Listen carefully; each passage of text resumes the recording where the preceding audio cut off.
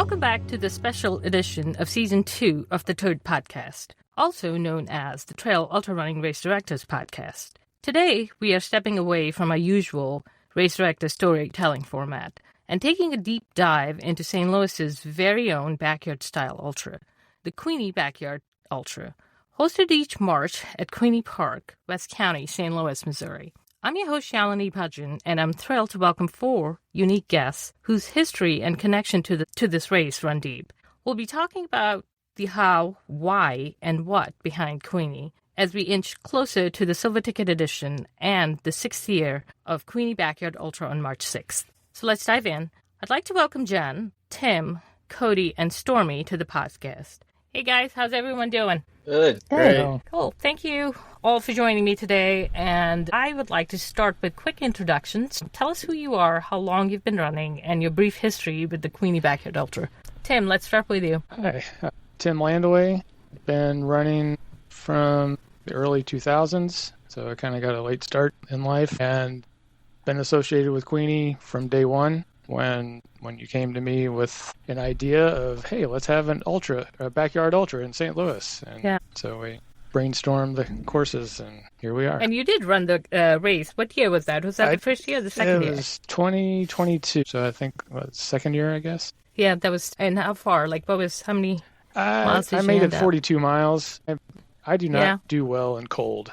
Anytime I get I sweat a lot. So I would sweat, and then I'd get cold. I'd sweat and I'd get cold. And so when the sun went down, I was like, nah, this ain't happening. So. Well, thanks for talking to us today, Tim.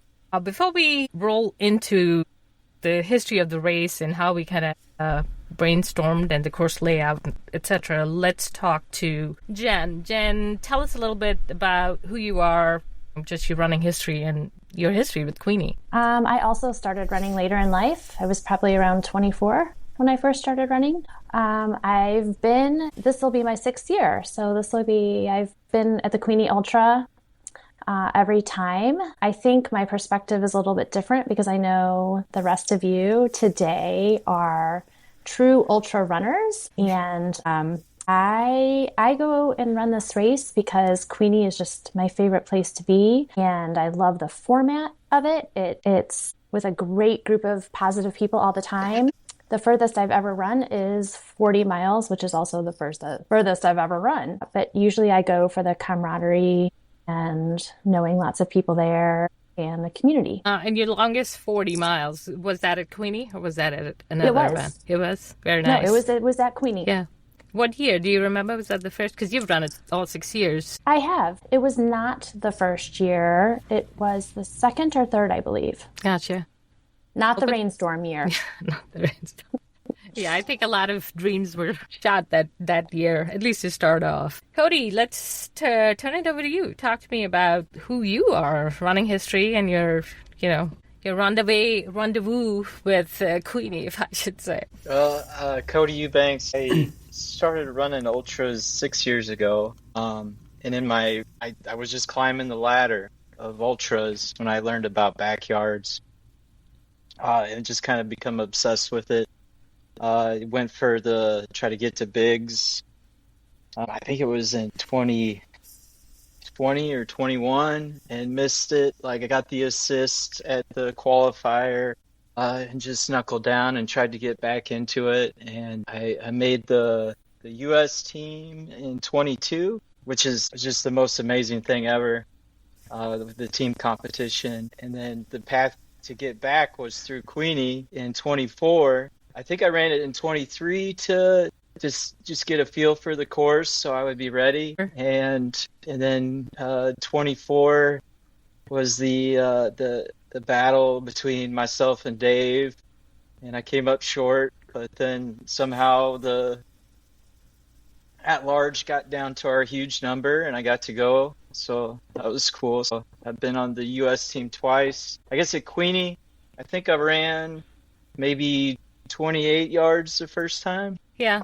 And then was that your PR too, in 24 at Queeny?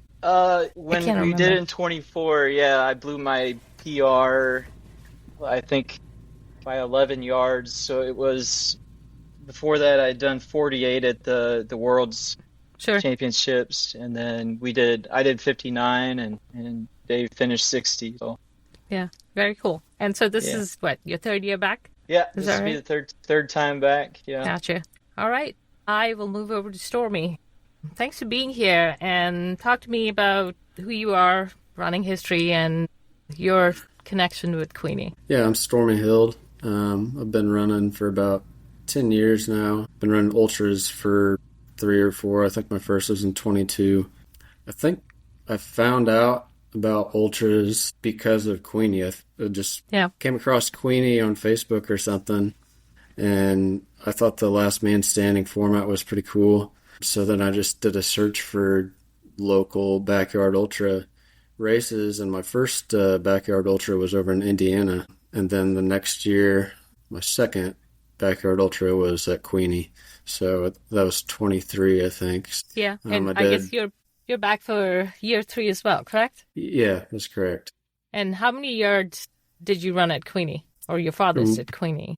My furthest at Queeny was 35 yards and 24 the year that Cody and Dave went forever. That was forever. A lot of lack of sleep. Well, thank you for being here, Stormy. Before we dive into, furthermore about backyards, I briefly want to talk to Tim and just kind of brief history of Queeny and how the course was kind of laid out. So, Tim, I kind of have this memory of us having a back and forth on the group text about putting a backyard ultra, and I think I had pitched Beulah loop at Greensfelder. And you remember the conversation? Want to recall a little bit of that? Yeah. I think we really racked our brains trying to find every 4-mile loop or conglomerate of loop, whatever piece we could get together. And there's several around, I guess, Beulah being one of them. But the logistics of, having people setting up their tents and, the logistics of just all the support that's required for a race like this, it eliminated a lot of the places that we looked at. And in Queeny, while it's not, I know at Biggs, there's, the day section and the night sections. This kind of Queeny, I think, kind of merges the two a little bit. So there's plenty of road, but it's hilly road. Like the Dog Hill is, I think, brutal going up and down. I had been running at Queeny since I started running. I live pretty close by. So I knew it was really close to the 4 miles, and we had to make a few adjustments, I think, just to get the elevation that we wanted. Because we were trying to get 100 feet. Yeah, because at first it was just a straight outer loop at Queeny, and that was going to be a piece of cake, but it wasn't quite hilly enough. So put a little detour in there, and then of course a couple years into it, then they decided to destroy the bridge for whatever reason. Yeah. And so we had to do a little reroute for that, but I think it all worked out. We were able to find a decent, I don't think it's any longer. There, I think it's got the same amount of elevation that the original course had. So, I think it was a lot of loops done trying to nail down that those, the magical numbers that were required, the 4.16 and 400 feet. So So, again, I had prior to that never run Queeny, in my defense, primarily because it's a lot of just gravel and packed down wide track trail, not a lot of dirt trail in the mix of it. So I think, again, when Tim, you were laying out the course, I think taking it through the woods adds a little bit of character to just the up and down of the gravel there and the wide open spaces. Would you guys agree? Cody, what's your take on that? Does that change the scenery a bit rather than running on just a track? Yes, I enjoyed the going through the woods more than just sticking on that outside concrete kind of, mixed paved loop. Yeah, it was better. Yeah. Well, Tim, thanks for joining us today. And that's just a brief snippet of the course layout. The original course as well as the reroute were both laid by Tim, and I just took over race directing. So once again, appreciate it. And now I'm going to turn the conversation to Stormy, Jen, and Cody. All three of you have, history with the race, have run it 2-3 times, and with Jen, six years in a row. Let's start with, and I will put Jen in focus here. Talk to me a little bit about what is it about the concept of backyard style ultras that gravitated you to the race? I had never heard of the backyard style of ultras before I did Queeny.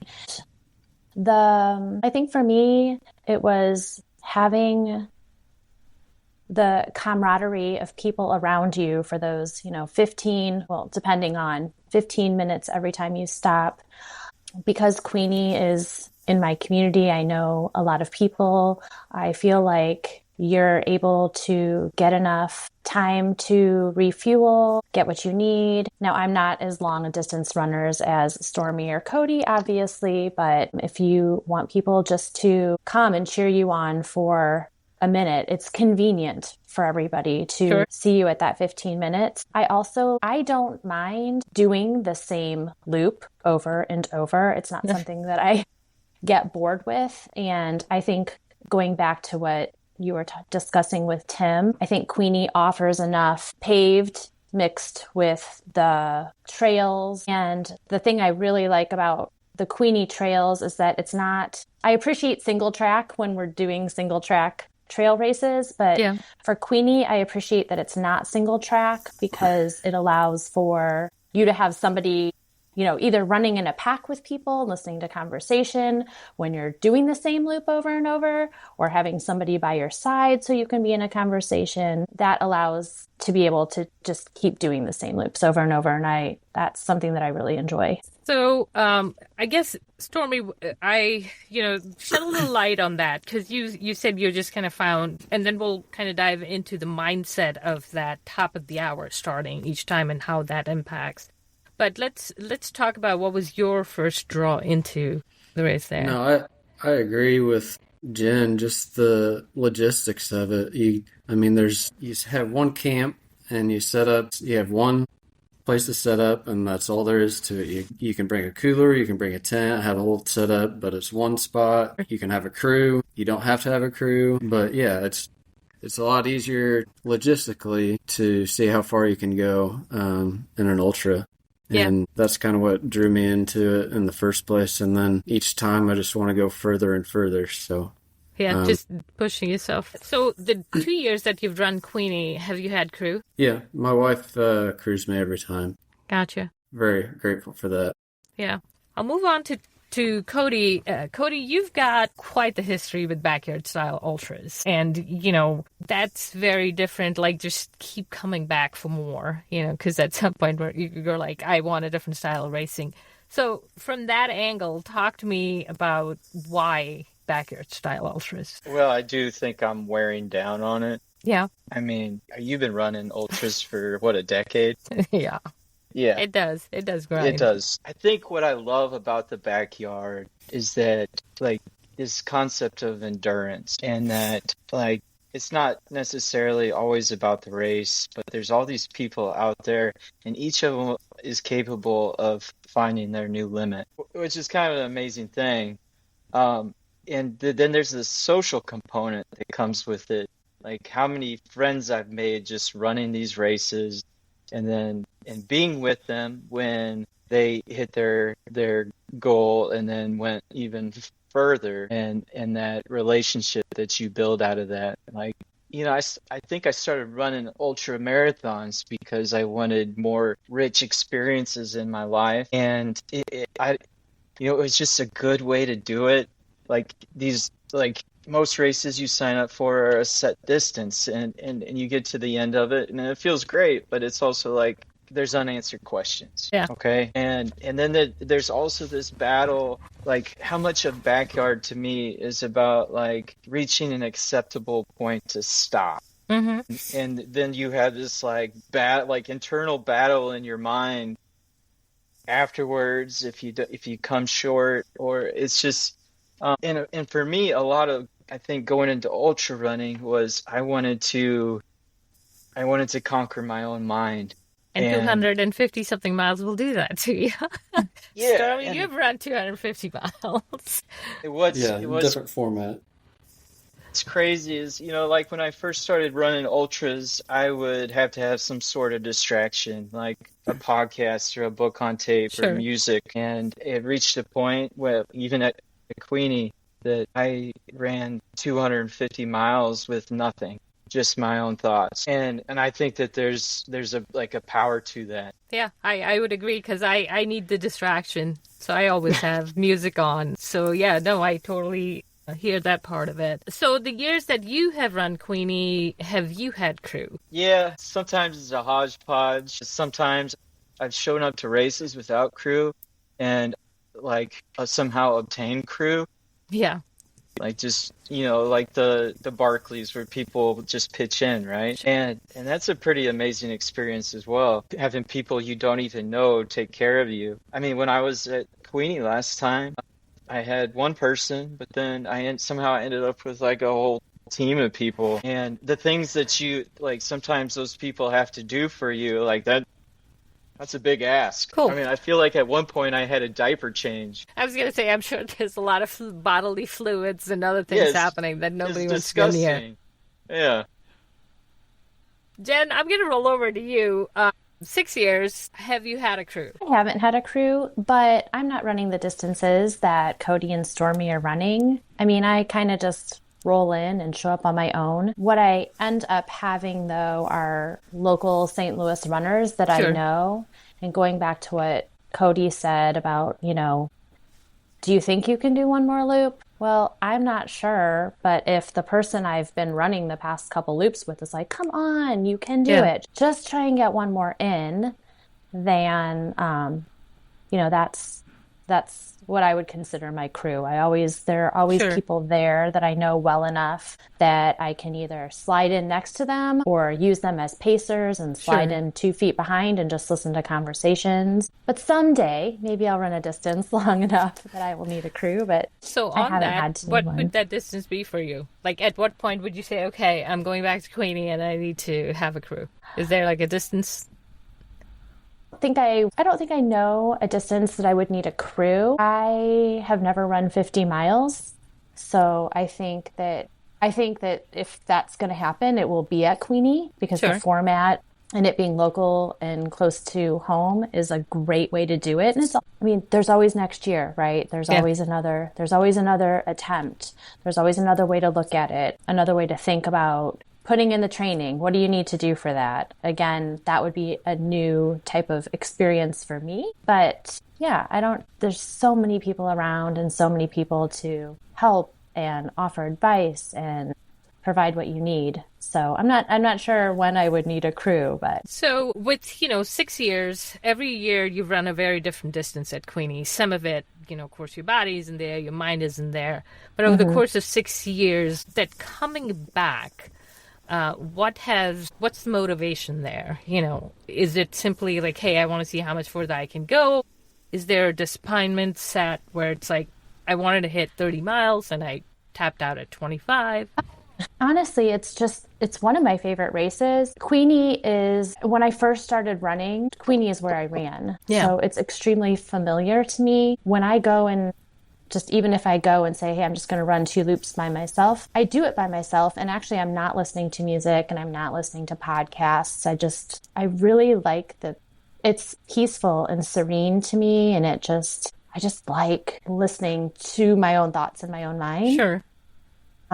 I will always do the Queeny Backyard Ultra if it is available, because I do think it is a way to just see what you can pump out in a year. I like the people, it's close to home, and it's something that I can, sign up for and say, am I going to be able to get the training in to do this for this year? Or am I just going to go and see what I can do and know that if I end up doing 26 miles and tap out, like, it was still worth it to me to go, because Sure. I still got to be a part of the experience and be with these people who are, incredibly talented and just interesting to listen to. So that much I appreciate. Sure. Stormy, let me throw that on you now. What does that look like for you? The first year you kind of just came out, tested. What was your draw for the second year? Well, the first year my goal was 100 miles. That was before I'd run 100 miles in anything. So I really want to get that 100-mile mark. What I hadn't done is kind of research how to run a backyard ultra for 24 hours. And I wasn't fueling right. I was running too fast. I was coming in first to the tent towards the end, and I ran 54 miles, and I learned a lot after that year. So I did a couple backyards after that and kind of learned how to fuel and learned kind of how to pace better. And then 24, the goal was just to find my limit. I'd run 100 miles once or twice before that, so I knew I could run 100 miles. I just wanted to see how far I could go, and I knew that there were guys as good or better than I was to be able to take me to my limits. Yeah. So with that, I have to ask you, would you say, and I know this can be said for any competitive event, you're only as good as your competition, but I feel like that is like such a sticker label for backyard style ultras, because if you don't have that person to keep pushing you further and further to test your limits, I mean, what's your take on that? Would you say that after, let's say, 125 miles, was that kind of like your pushing driving force? Yeah. I mean,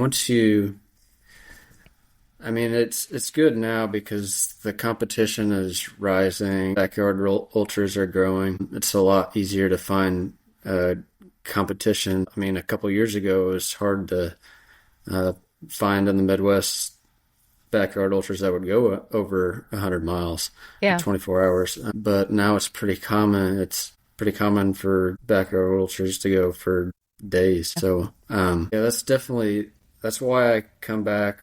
That's why I'm coming back this year, is because I know there's a stacked field and I'm going to go down there to find my limit. And you had a pretty decent performance, better than decent, just your last attempt. Was that at Small Dogs or? Yeah, Little Dogs down. Yeah, Little Dogs, yeah. In Laz's backyard, yeah. That's cool. What was that? Like, how far did you go there? Just talk to me a little bit about that. I did 34 yards, so like 140 miles, one less than Queeny 24. Where you were at Queeny, yeah. Yeah, very cool. But I kind of went down there for the same reason. There was a couple guys who had gone further than I had gone, so I went down there to find some competition, and also it's cool to hang out with Laz and run Laz's backyard. So it was neat to see the course down there. It was the first time I'd done a course with a night loop, with two different loops, and it was a good experience. Well, Cody, let's switch it to you. Again, you've gone 100 and beyond, so I guess the question for you would be, what's your draw for, you've already run 100, you've kind of hit that PR. Is it just the motivation is simply, let's see another PR, or what's the driving force there? It gets tougher because you do such a terrible thing to your body. Right. I think after Queeny last time, the first thing I said to my crew man was, I don't ever want to do this again. And then I was back doing it again. But, I thought a lot about this question. And I think there's two components to it. And one of them is I'm getting older. And my mantra right now is trying to keep the old man out. Yep. And then the second one, I think it goes along with the race concept, is that if you can, you should go out for one more. And, it's like, when do you hang them up? Like, my friends, they still believe I got another one or two in me. And so it's not, at some point it becomes, it's not just about you. I mean, in this concept with the qualifying to be on a team, it's so unique that, like, how many people get to say they've represented their country? Yeah. And I also think that we owe it to that idea that we need to put our best foot forward. And it might not be me that is that foot, but if I'm the one who helps the next person push it further and get us back into that world champion category, then I feel like it's worth it. Yeah. So you've kind of had a duel, where you've landed a loop short and been the assist, not just at one place, at Queeny, other events as well. What's that mindset? And Stormy, I'll get back to you on that one as well. But Cody, let's start with you. And what's your mindset when you get into those, I am really pushing myself and I just want this guy to quit? I mean, what's that? I think when you get down to 2, it becomes a poker game. It's tough. Like, Dave and I didn't talk at all. I think we tried talking once, and I couldn't make words, and he's like, I can't hear words. Yeah. And so then we just kind of went about it. There was a point, I think, in the race when I said to him, like, we are so well matched. Like, this feels like a prize fight. And then there's this, I don't know, I'm sure you all back at camp are just exhausted, and you're like, well, these guys just, somebody hang it up. Around 60-hour mark, I was definitely doing that. But it also does feel like I don't know if that's just like vanity, but there's this energy to it. And when I was done, I was done. Yeah. Like, it was over. But then here's this person I don't even know who I've been looking at as like, I just have really bad thoughts about like, will you stop doing this to me? But then when it's all over, it's like somehow we just became friends. Yeah. It's the weirdest thing. Yeah. Stormy, how about you with little dogs? What was that mindset for you?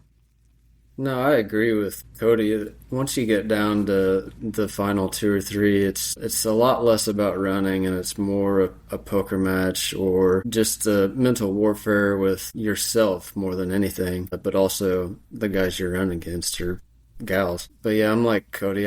You kind of have to get into a mindset, and that's so much of the backyard that is kind of the most attracting, why I'm most attracted to it. You get into a mindset, and it's like I'm going to war with myself to find my limit, and it's a great opportunity when you can run against some other elite runners to push you that far, and Sure. It's a great feeling just to find your limit. And yeah, it's tough when you have to call it quits, or I mean, honestly, I feel like I was lucky. The last Queeny, I didn't finish the loop in time, my final loop. And I felt so much better about that because I knew I gave it everything I had with the circumstances that year compared to other times when I've dropped out. I'm like, I know I had more in me. So It's all a mindset thing. It's a lot. The Backyard Ultra is so little about running. It's more mental warfare, and there's a lot of poker games that can be played too. Sure. Dana, I'm going to move on to you. Having run Queeny in all kinds of weather the past 6 years, what would you say is the hardest part for you has been keeping that every hour format going, like mentally? Well, again, this might be a better question for Stormy and Cody, who have spent way more hours out there, but the date of the Ultra in St. Louis, you're right. You have no idea what to expect or what to get into, what you've trained at versus what really happens. I think going back to the year where we did have the freezing rain for the first 4 or 5 loops, and I mean, that year I think was the most difficult for me. I think my hands were too cold to eat or drink after those first couple loops. And I mean, the sun came out loop 5, 6, and it ended up being beautiful, but I had already got so far behind with hydration and nutrition. And then sometimes the opposite happens and it's 75 degrees and we're coming off of winter and we're not expecting it to be so warm. But, congratulations to those who keep going, because it's hard to manage the conditions. And I think even within 24 hours with it going into night and the temperatures dropping, it's the beginning of March, your body has to be able to do it all at that point in time. Yeah. So would you say that each year that you tapped out, was that primarily driven by conditions or your, where you were physically, or was that more the format, making it to the finish within? No, I wouldn't say that the format for me as a not such a long distance runner as everyone else does. I mean, I certainly have goals. I honestly don't even think it's been, I tap out because like my legs are tired or my body is tired, I really struggle and still struggle with nutrition. And is that something that I could work with a coach and learn to do?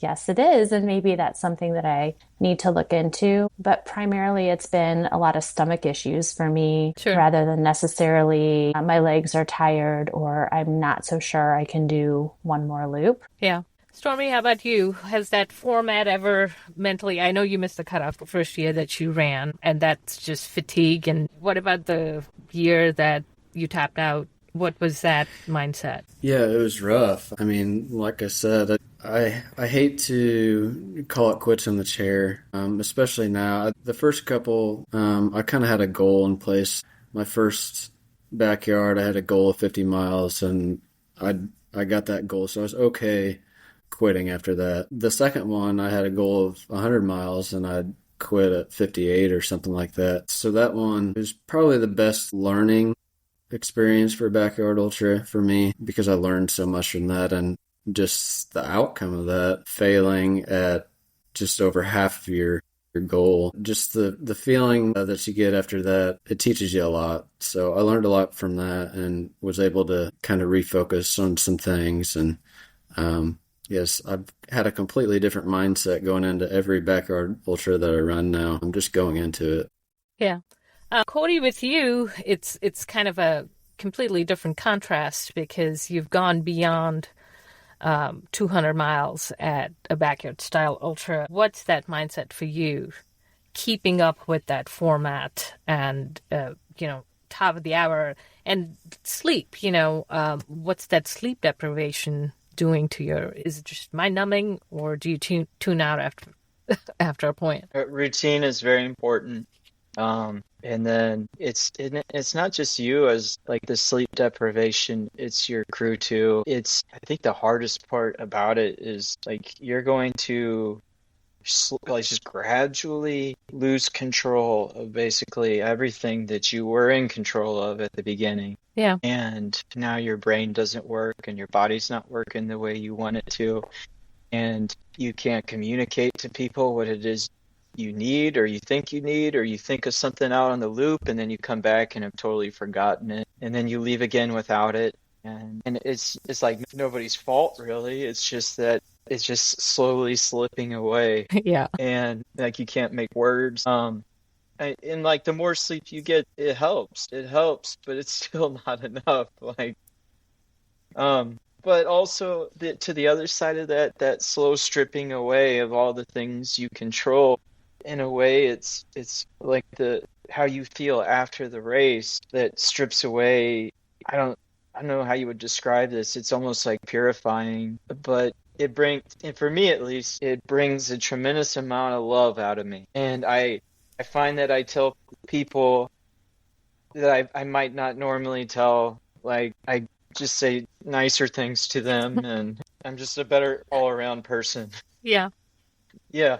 So when that's happening, is there a point where in your head you are aware that you're slipping and you're losing control of just, balancing a lot of those things? Yes, and sometimes it's frustrating, but yes, you are very aware that it's happening, and then you're like, okay, lock in, or quit worrying about the next loop and the loop after that. You just focus on what's happening now, and then you find, a quarter mile down the trail, you're doing the exact same thing you told yourself to stop doing.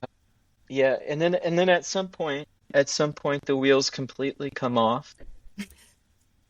and maybe you're riding like that whatever ibuprofen train you were on runs out, and then the pain sinks in and you start having more negative thoughts, or maybe you slip into this crazy space where there's hallucinations, or you're sleepwalking or whatever, and then you just battle out of it and you just keep going, but you keep lining up because there's no, as long as you can still complete it, there's no reason to stop. And then you end up in a really bad place when it's over. Sleep. Talk about sleep a little bit.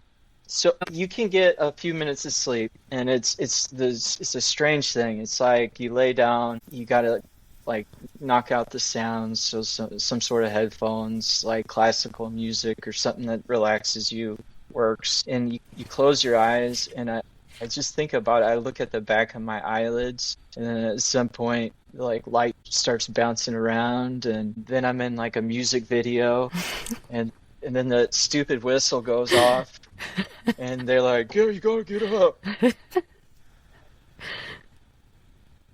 Yeah, there is like I swear, there's a trauma response to whistles now. PTSD a bit. Yeah.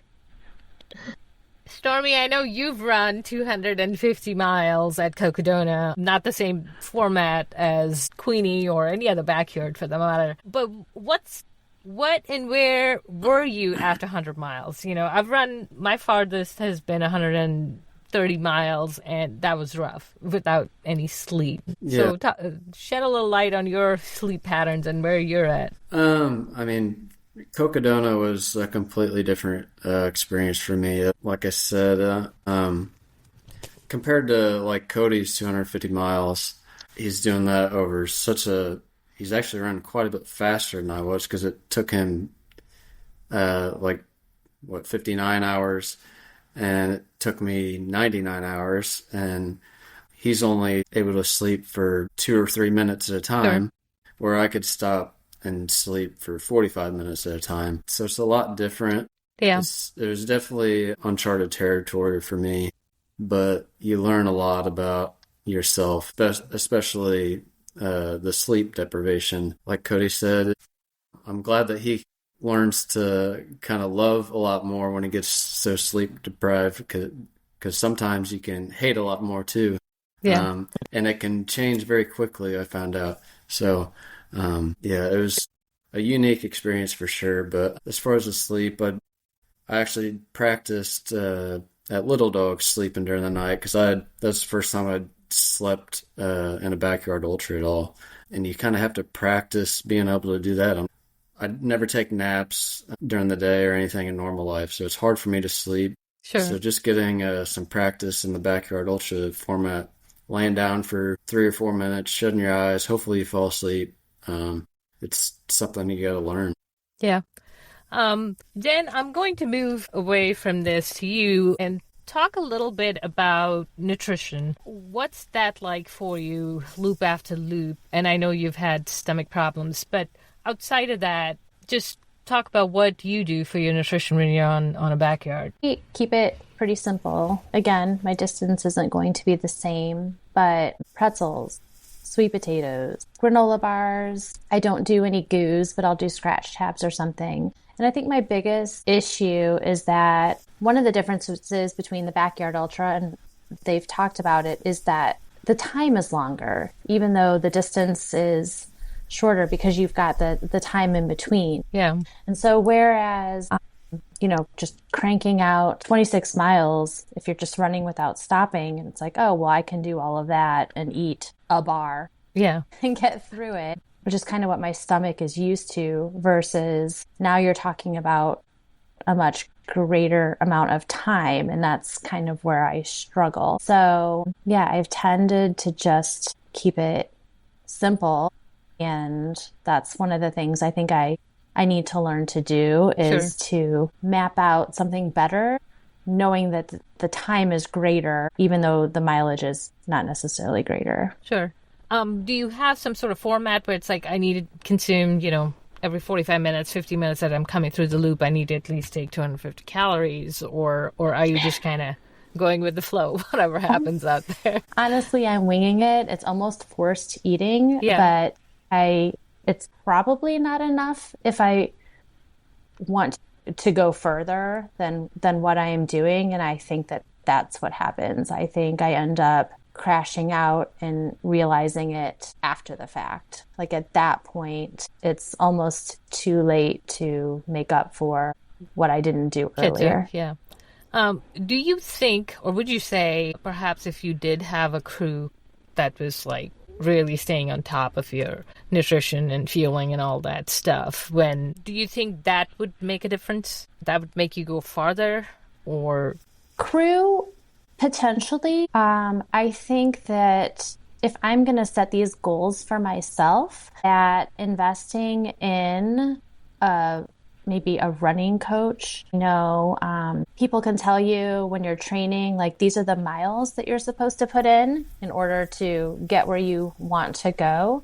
But I think it would be in my best interest to have someone telling me, this is, like, actually going back to what you're saying, this is how many calories, Sure. and you need it to be in proportion, carbohydrates versus electrolytes versus, especially for the backyard, caffeine, like how long are you going to, stay awake?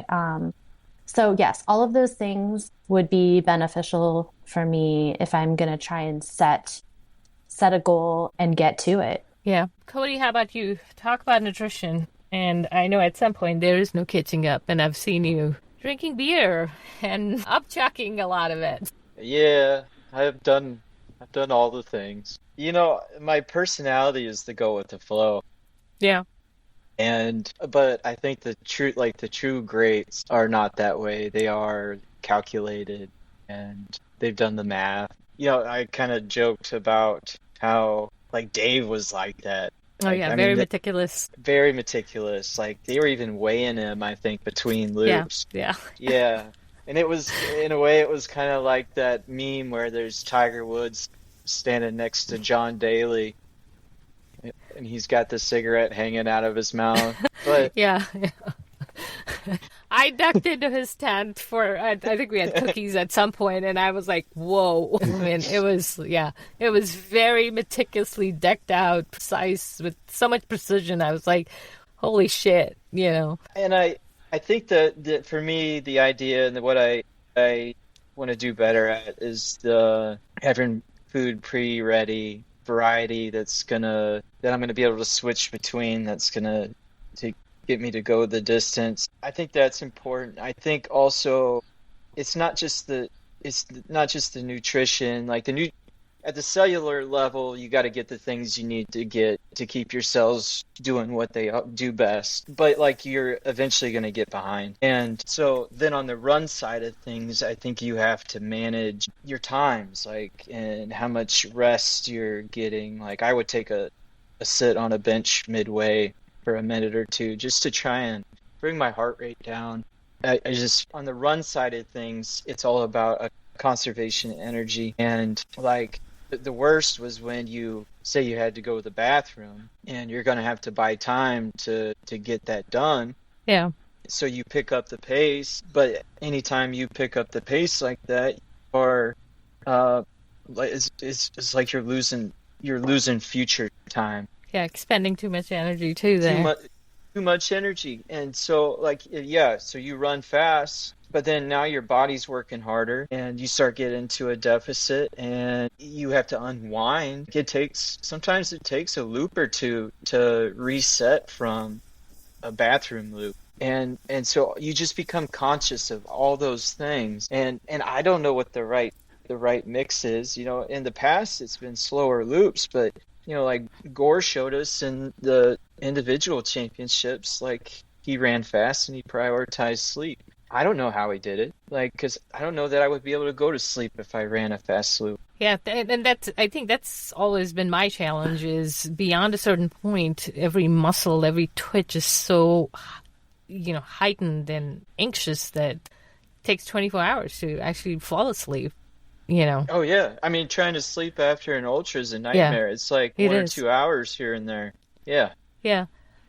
So you're just kind of eating as you're eating and processing. Has there ever come a point where you're like, I can't put another bite in my mouth? And is your crew at that point just... It's like get into problem solving mode. So when you find yourself in that situation, that's when you break out the goose, you break out the baby food or applesauce packets, sure. And you just kind of try and nurse yourself back. If you found that you lost your stomach, you start slow. You start with crackers, a little bit nibbles on bread or something like that until you get it back. And it happens. Like, yeah. I don't know that I've ever gone through one without losing it all at some point. So is there a balance for you where you're like real food versus I can get away with goose, some sort of, liquid calorie, endurance fuel?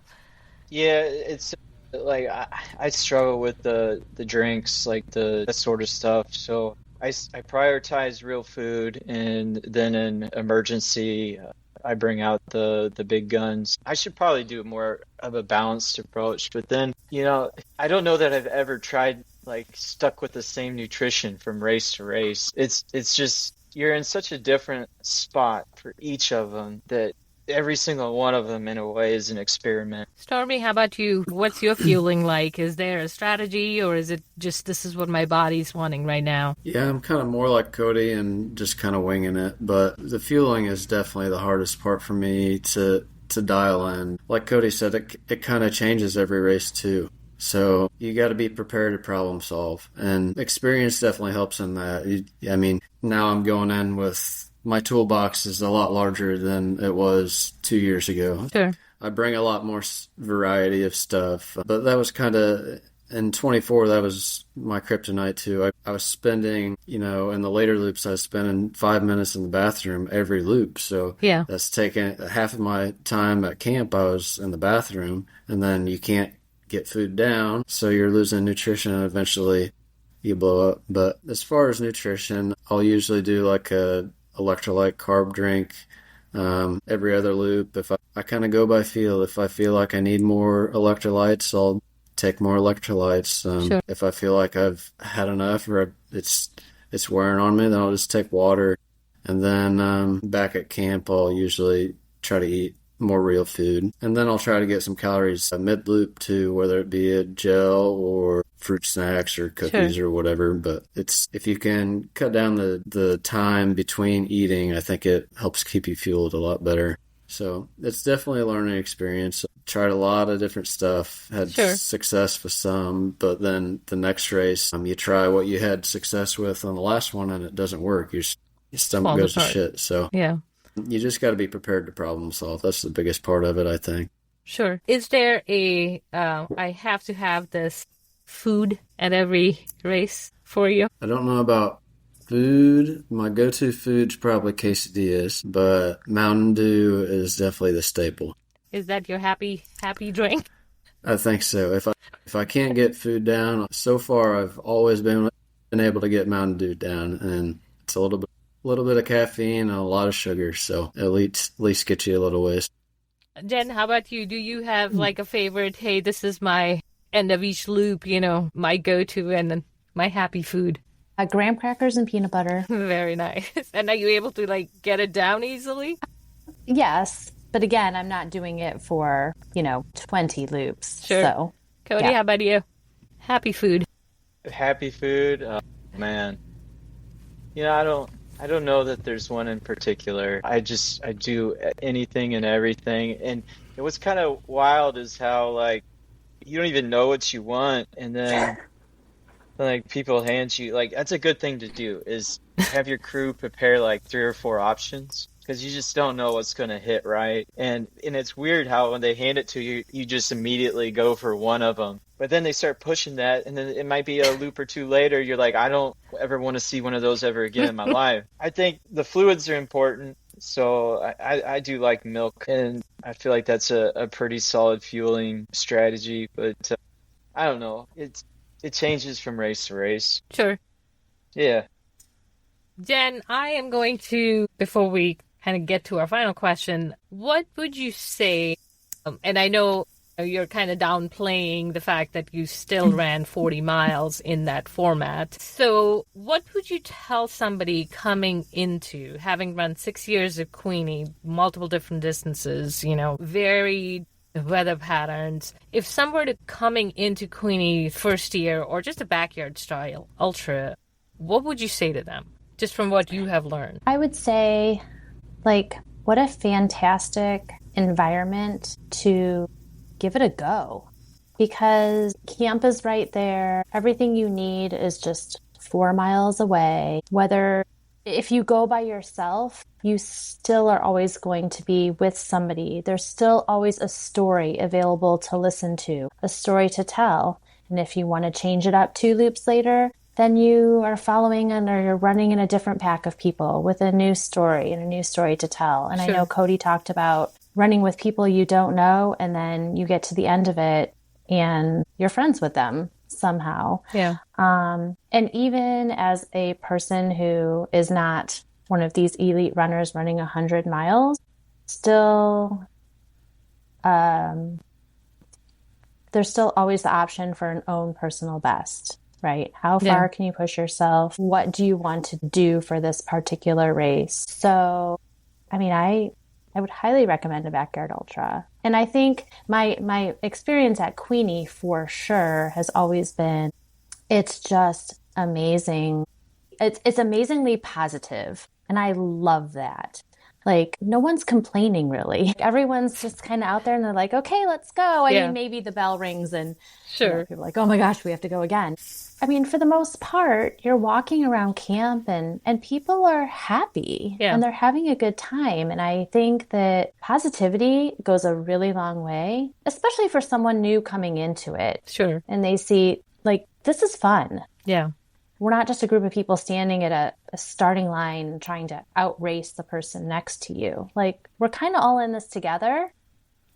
And I love that about Queeny. Yeah. I think from where I sit the entire time, it's kind of annoying when you guys keep going and going and there's no end to it. If I'm being completely honest, it's like, why am I sleep deprived for no reason? But I think the most beautiful part for me is when that PR bell goes off. Mm-hmm. It's just like this magical aha moment, and not just for me. I think it's like across the field, the energy is just pretty amazing. And that's when it's like, okay, I could sit there for another loop, So, Stormy, how about you? Where are you with that, when you talk about just the energy and what's keeping you back in there? Yeah, I think that's kind of one of the pros of Backyard Ultra. I mean, every hour you're starting with the same group of people again, or most of the same group of people, and you can always run with somebody different. I typically don't. I'm kind of like in my own zone, but it's nice to talk to different people, especially like that first day. There's so many people there. You can meet a lot of people through Backyard Ultras. And then also, I mean, once you get into the later hours, running through the night, I want to be able to go as far as I do without the rest of the field, because you can converse with somebody else to keep you awake for a little bit. But yeah, that's one of the things that I do like a lot about Backyard Ultras that's so different than running like Cocodona. Sure. Like I did last year. It's like you can run with somebody for 15 minutes or an hour, and then you'll never see them again. See them again, yeah. In a Backyard Ultra, you're going to see them the next hour no matter what, or you can run with them the whole time. So got a piece of advice for somebody coming into Queeny for the first time. What would you tell them? Piece of advice. Run slower than you think you should. And yeah, just be prepared to problem solve, especially at Queeny. It could be 70 or there could be snow on the ground. You don't know. Be prepared for anything. Be prepared to problem solve, and just go into it with the mindset that you want to find your goal or find your limit. Yeah. Cody, how about you? What's a piece of advice you can give somebody having, I guess, been out there the farthest and the longest? Gosh, I would just say, just keep going. Like, don't worry about anybody else. Just, like, don't stop until you just can't do it anymore. And then maybe you'll be free of the backyard. Never going back there again. You'll surprise yourself with what you can do, and you'll have something that you can be proud of. And it's cool, man. I mean, it's these silver ticket races, the energy and the buzz that's there it's just a cool environment. And all these people doing this thing that's like, nobody's getting paid for it. No, it's not sanctioned by the government or anything like that. It's just a cool thing to do. So, like, have fun. Yeah. All right. Well, before I wrap things up, I guess one final question, and we'll start with Jen. Going into Queeny this year, do you have a specific goal in mind, or is it more, I gotta beat my PR? Like, where is your head with that at the moment? So, unfortunately, this year I actually really wanted to get to that 50 miles. Last year, I did my first two like true ultras, one in Colorado and one in Utah, just 50Ks. But I mean, I felt the buzz, like finishing those and pushing myself, doing back-to-back training was awesome. Sure. So I wanted to get to that 50 miles this year for Queeny. I think I bumped up my training a little bit too quickly. So unfortunately, I just had an MRI on my knee last Friday. And I do not think that is going to happen. However, that's okay. Like, I will reset the goal for next year. I'm going to come out to Queeny, whether I run a couple loops to join the crew because I love it, or whether I sit at the table and volunteer and cheer people on. But ultimately, my Queeny goal would be 50 miles. Sure. So I'm going to quickly, just talk about the women's field, and just so everybody knows, this year we're hosting the largest field of female athletes that Queeny has had in the last 5 years. And it's a pretty competitive, stacked field, just like our men's field. And I am really, really hoping that women's course record, which is, I think, 108 miles currently, goes down. What's your take on that, Jan? And I know, we are always... There's a hurrah for women. So, oh my gosh, there's so many strong women out there. Last year, going back to you're set up at a camp, and whoever is in the place next to you or in your surroundings, you talk to people when you're running, but you also talk to people in the camp, 10, 15, 20 minutes that you're sitting there. There are just incredibly strong women out there. It's been a joy to get to listen to their stories and hear their stories. And if I'm being honest, if the course record is 108 miles, like I think those girls got it this year. Yeah, I think that they're going to break it. Yeah, I'm right there with you. I would love to see it go up and change. What about you, Stormy? What are your goals? And I know, going farther is definitely at the top of the list, but personally, where are you feeling mentally going into Queeny this year? Yeah, going farther, I'd like to set a PR for sure. My A goal is, and I struggled with this a little bit, I thought about this today, but my A goal is to find my limit. If my limit is not found and I win, that would be great, but I really want to find my limit, whether it be 1 yard further than I've gone before or 30 yards further than I've gone before. I really want to find what the limit is. Do you have a target distance in mind for this year? So I'm doing a fundraiser, and for every loop I complete, somebody donates $50 to our local park. So I've got 60 pledges, so if I can get all 60 pledges to donate $50, that'd be great. Tell us a little bit about where people can go if they want to donate, and is there a website or GoFundMe?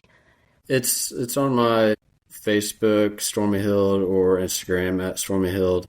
And I've got a link in there. It's basically I take pledges, and then I put everybody's name into a bucket, and after each yard, Queeny, I'll pull a name out of the bucket, and that solidifies their $50 donation. And I did this for a different park 2 years ago, and it was a great success and a good way to kind of lighten up the backyard spirit when you're going through the middle of the night. So and add a little meaning there too. For sure. So before I let you go, Stormy, I know that you've got a young family, like I'm talking toddlers. Mm-hmm. Just briefly touch on training, and your wife's been at both the previous Queeny Backyard Ultras, so there is a little bit of downtime as crew, but with kids, like where are you, or what would you share as somebody who's got a young family and full-time job? It's difficult, but it can be done. You can make time for what matters, and what matters most is my family, so I prioritize that time, but there's also a lot of time for training or doing whatever you want to do in life. Don't say you don't have time for it. You can make time for what matters to you. So most of my training happens at 4:30 in the morning or after they go to bed at 7 p.m. Or I'll get up early on the weekends to do long runs, but I try as hard as possible to do most of my training while they're sleeping so I don't miss a lot of family time. But yeah, I have a 3-year-old and a 1-year-old, and they're top priority, but you can still make time for whatever means the most to you. Yeah. Are we going to see everybody at Queeny this year, or? My wife will be there for sure, and my kids, I hope to bring them down Saturday. Cool. All right. Yeah. Cody, I'm going to turn to you. Your final question here. Talk about your goals for Queeny, kind of having hit the I'm done here for a while point to I have knocked out 100 miles. Where is that mindset for you? It's a mixed bag. It's like I've been top dog for several years, and there's so much young talent. Like, there's a really strong field, and like you said, that female course record is going down. Yeah, like pending like weather apocalypse, it's gonna get blown away. It's gonna be awesome. For me, it's like the mental aspect of it has been degrading. And I don't know that it's like getting excited for races. At some point it became routine, and then I wasn't prepping like I should, and I was prioritizing the right things like my family and that sort of stuff. And I will say that I feel like I don't think about it consciously very often, but in my subconscious I can tell that it's still hungry, because here I find myself waking up at 5 a.m. on a Saturday morning when it's single digits and going and running stupid hill repeats. So there's still something there. Like, there's still something in me that wants to go back and see what can I do for my team again. I don't know if it's going to happen or not, but and I don't know what it's going to be like when I get out there, but sure. I'm going to give it hell, and life goes on. Yeah. I think that's a tricky part of running ultras, period. You could have an excellent training cycle and feel the best, and it's race day and you're standing and your head is just not cooperating, and soon after your body follows. So it's like, I'm out, Well, thank you so much for chatting with me and the time. I appreciate it. And, I'm looking forward to seeing all of you in whether you're running or volunteering. Jen, we'd love to have you on March 6th. And thank you to everyone for tuning into this episode. For more information about the TURD podcast, visit us at terraintrailrunners.com. That's runners with an S. Or give us a follow on our social media channels. Before I call it a wrap, be sure to follow along on March 6th to see how this year's Queeny Backyard Ultra unfolds. Thanks all. Thanks for having me.